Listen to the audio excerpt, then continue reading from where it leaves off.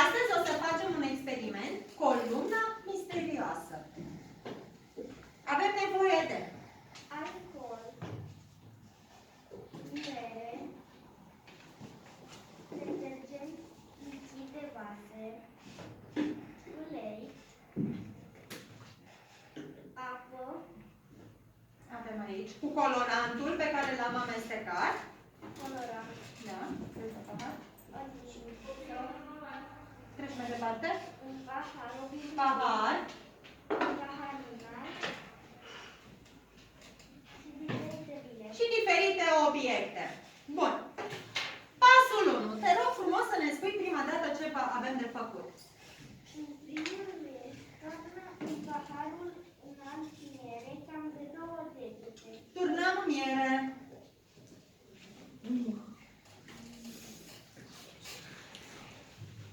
Da? Avem miere. Se vede frumos cum este mierea. Da? Ce vom face după aceea? Adaugă niște detergent lichid de vase, cam tot de 2 degete. Adăugăm detergentul. Vei observa Așa, stai, nu observăm nimic. Prima dată adăugăm.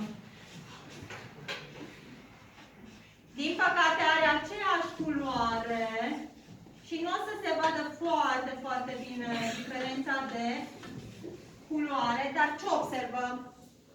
Observați? Ba da, văd. Observați că de fapt avem 2 straturi. Da, deci eu nu văd absolut nimic. Eu văd nimic. Bun. Da? Continuăm. Vei observa că lichidul stă deasupra mierii fără a se amesteca. Contrastul culorilor este amuzant. Mai departe.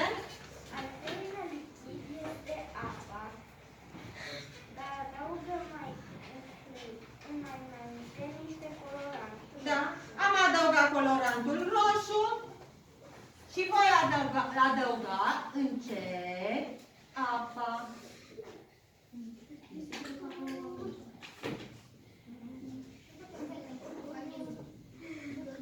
Punem ușor, ușor apa.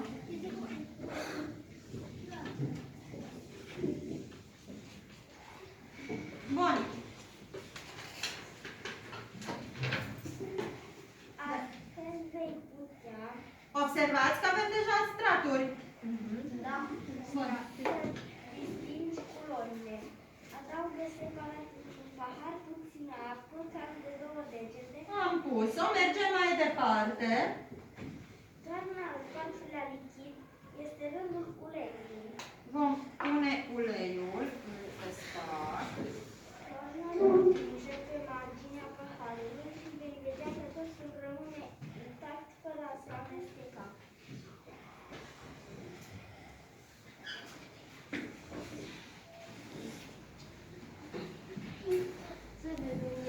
Am pus puțin și pe lângă. Dar nu e. Da, s-a format. Am să ridic puțin ca să vedeți. Ia uitați. Vedeți că s-a format un strat subțire acolo. Cine nu vede? Juliet, vină mai aproape dacă nu vezi. Da, văd acum. Bun. Dat așa. Ce urmează? Pasul 5. Într-un final, adaugă ultimul lichid, alcoolul. Lasă-l deoarece toate celelalte lichide sunt colorate. Bun. Al nostru e puțin albastru și voi adăuga încet.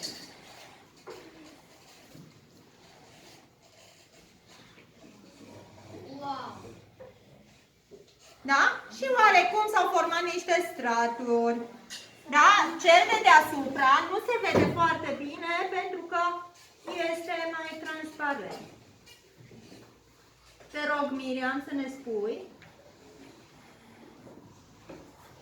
Vei observa că, deși ai lăsat recipientul fără să-l miști ceva timp, cele 5 lichide au rămas intacte, fiecare ocupând propriul spațiu fără a le deranja pe celelalte.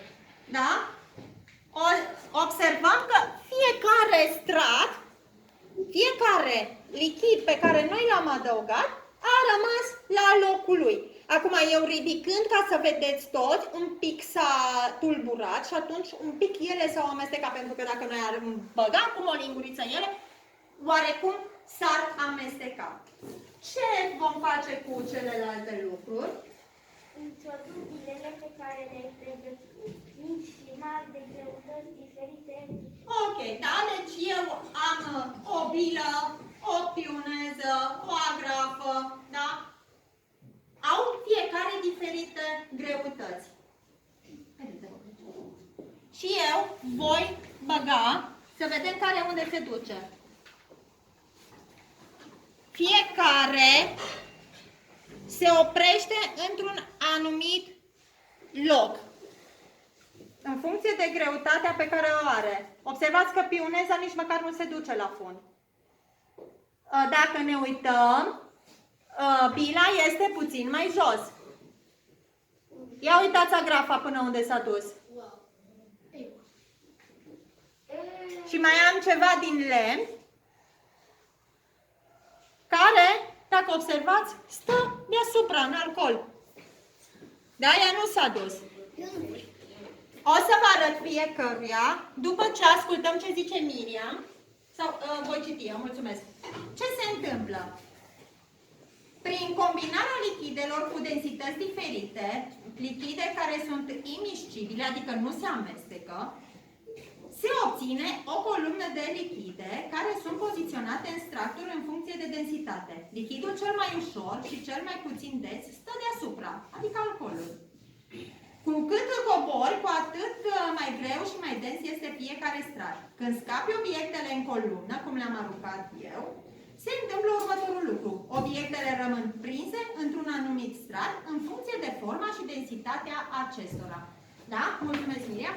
În funcție de cât de dens este fiecare lichid, mierea este foarte văscoasă față de alcool.